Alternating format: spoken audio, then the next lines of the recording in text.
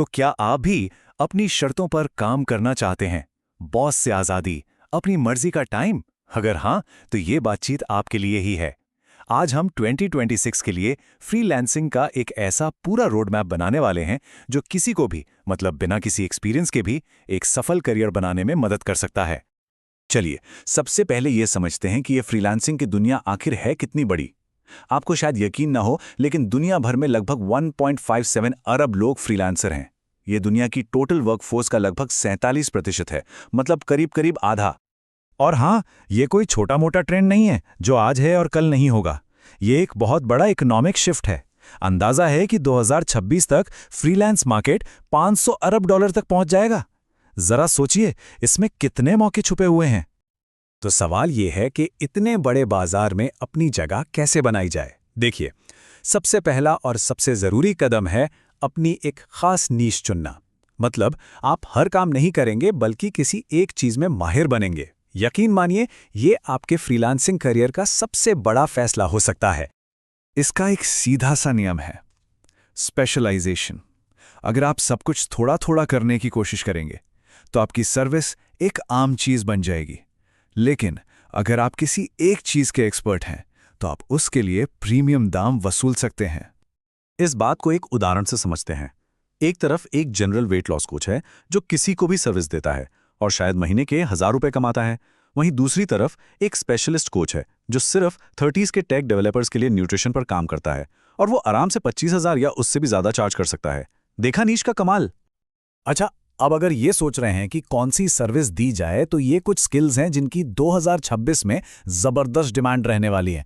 Video editing, AI automation से लेकर अच्छी कॉपी राइटिंग तक, ये वो चीजें हैं जिनके लिए कंपनियां आज अच्छे पैसे देने को तैयार बैठी हैं।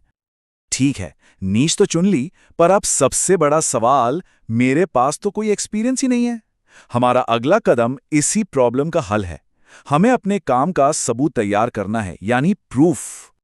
इसका सबसे अच्छा तरीका है करके सीखना।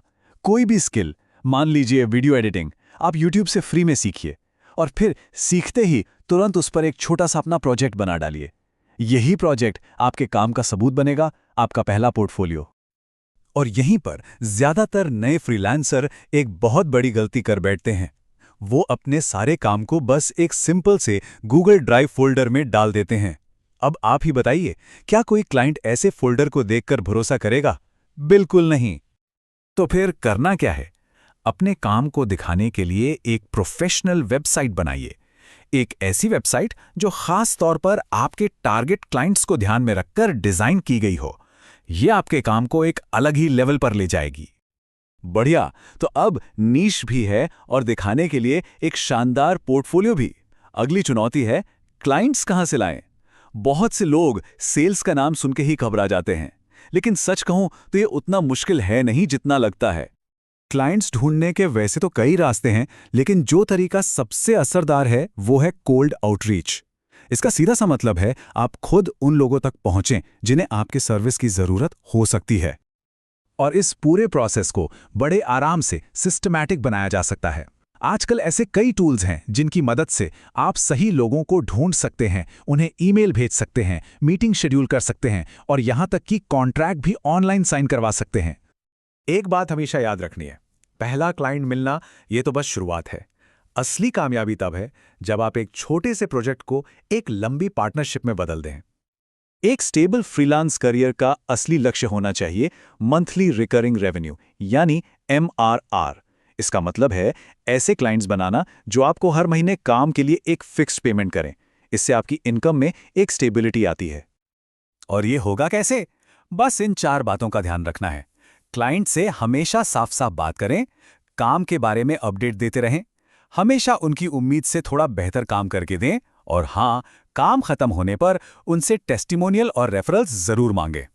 तो संक्षेप में ये है पूरा रोड मैप।